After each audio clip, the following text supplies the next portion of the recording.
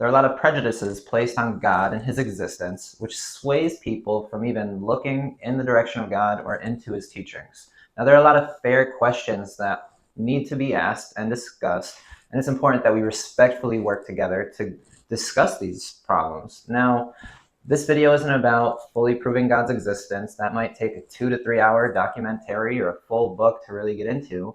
But I want to create a little bit of a series to start creating the stepping stones to help people who haven't looked into God truly give it its fair chance.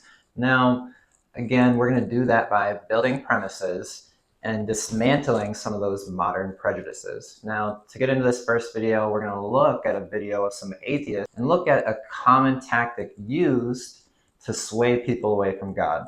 Let's get into it. I tell you that I have, right off camera where you can't see, I have a tiny pink unicorn that is magical and grants my wishes. What would you think? Do you believe me? No. Why not? Why? I wouldn't. Why do you have faith that the unicorn doesn't exist? No, she's Well, real. no, she She's like probably walking has around and one. she can talk to me and she is No. magical. She grants my wishes when I ask her to. No, I would never believe that. What would it take for Why? you to believe me? Believe in that Yeah. you just said that. Yep. So you're trying to equate that to the God of the Bible. This is just an Nope. easy question to answer because I didn't say that at all. She didn't say the hot dog doesn't exist. She's just asking a hypothetical. What would it take for you to believe in the magic unicorn? I would need evidence.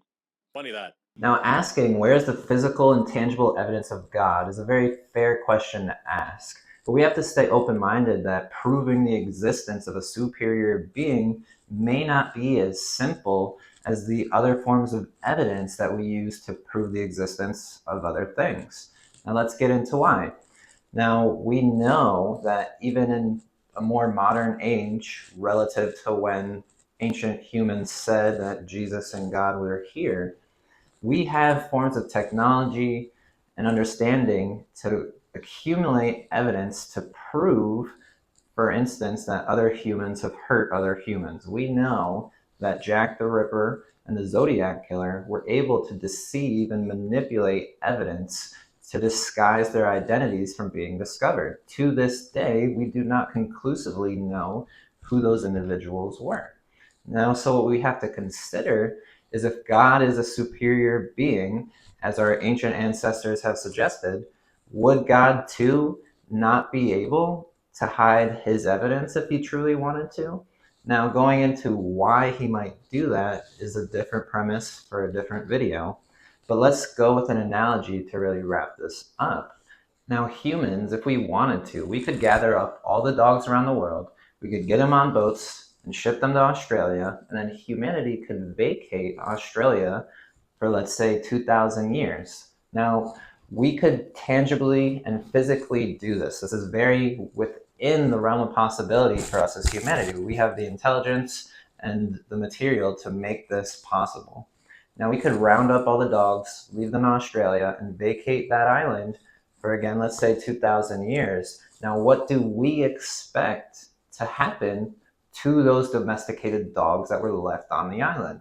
What would be natural to expect is over that time period, Darwinism would kick back in as competition for survival would be much more fierce in comparison to living with a human owner in a household.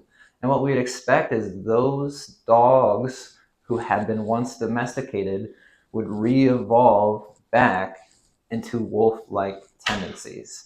Now, isn't it convenient that that is what is happening to humanity the further that we get away from God's word?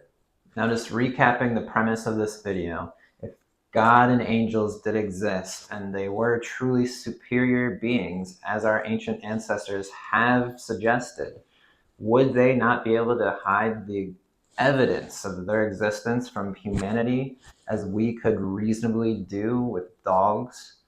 I think it's a very plausible explanation as to why we don't see the forms of evidence that modern humans are looking for to prove God's existence. Now, this is even backed by scientists who suggest that we live in the third or arguably fourth dimension, and that there are up to 11 dimensions, which, if we're only able to perceive the third or fourth dimensions and there are things happening in these other dimensions, Isn't it a possibility that that is where the existence of angels are currently existing? Thank you for watching, and stay tuned for more premises as we work to build the stepping stones as to why God's existence is truly plausible.